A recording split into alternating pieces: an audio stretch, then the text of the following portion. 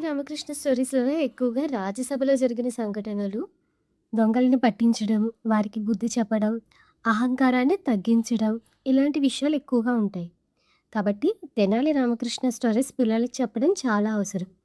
అలాంటి స్టోరీస్‌లలో ఒక స్టోరీయే ఈరోజు మన వీడియో. పూర్వం మూఢనమ్మకాల ప్రభావం ఎంతగా ఉండేది? రక్షించాల్సిన స్థానంలో ఉన్న రాజే శిక్షిస్తే ఆ ప్రజల పరిస్థితి ఏంటి? అలాంటి సమయాలలో తెనాలి రామకృష్ణుని ఉపాయాలు ఎలా ఉండేవి?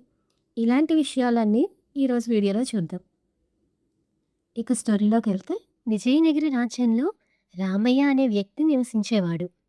ఉదయం రామయ్యను చూస్తే శపించబడతారని, ఆ రోజంతా ఏమీ తినరని ఒక పుకారు నడుస్తోంది. ఇది విన్న రాజు దానిని స్వయంగా పరీక్షించాలని అనుకున్నాడు. కాపలాదారులు రామయ్య కోసం రాజు పక్కనే ఒక గదిని ఏర్పాటు చేశారు. మరుసటి రోజు ఉదయం రామయ్య రాజుగారి గదికి నడిచి వెళ్ళాడు.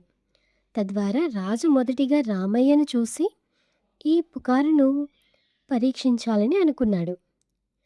ఆ రోజు భోజన సమయంలో రాజు తన భోజనంలో ఒక ఈగను చూసి దాన్ని తీసేసి కొత్త భోజనం సిద్ధం చేయమని వంటవాడికి చెప్పాడు. మళ్ళీ భోజనం వడ్డించే సమయానికి రాజు తన ఆకలిని కోల్పోయి ఏమీ తినలేదు. అప్పుడు రాజు కూడా ఈ పుకారు నిజమేనని గ్రహించాడు.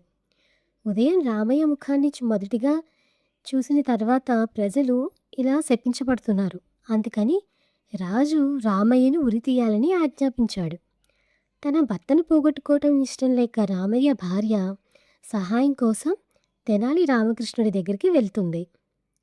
ఈ కథ మొత్తం విన్న తెనాలి రామకృష్ణుడు రామయ్య దగ్గరికి వెళ్ళి అతన్ని ఉరితీయడానికి తీసుకెళ్లే ముందు అతని చెవిలో ఏదో గుసగుసలాడాడు. అదే రోజు కాపలాదారులు రామయ్యను నీకేదైనా చివరి కోరిక ఉందా అని అడిగారు. రామయ్య ఉరితీసే ముందు చదవాల్సిన ఒక లేఖను రాజుకి ఇవ్వాలనుకుంటున్నానని చెప్పాడు. కాపలాదారులు ఆ లేఖను రాజుకు అందించారు. ఆ లేఖలో తెనాలి రామకృష్ణుడు రామయ్య చెవిలో చెప్పిన మాటలు ఉన్నాయి. అదేంటంటే, రామయ్య ముఖాన్ని చూస్తే ఆకలి తగ్గిపోతుంది. కానీ రాజముఖాన్ని చూసిన రామయ్య ఏకంగా తన ప్రాణాల్ని కోల్పోతున్నాడు. కాబట్టి ఎవరు ఎక్కువ శాపగ్రస్తులు? రామయ్య లేదా రాజా అని రాసి ఉంది. ఇది చదివిన రాజు తన తప్పును అర్థం చేసుకుని రామయ్యను ప్రాణాలతో విడిచిపెట్టాడు. ఈ వీడియో నచ్చితే లైక్ చేయండి. అలాగే మరిన్ని ఇంట్రెస్టింగ్ స్టోరీస్ కోసం హ్యాపీ కిడ్ ఛానల్ని సబ్స్క్రైబ్ చేసుకోండి. Thank you. Thank you for watching.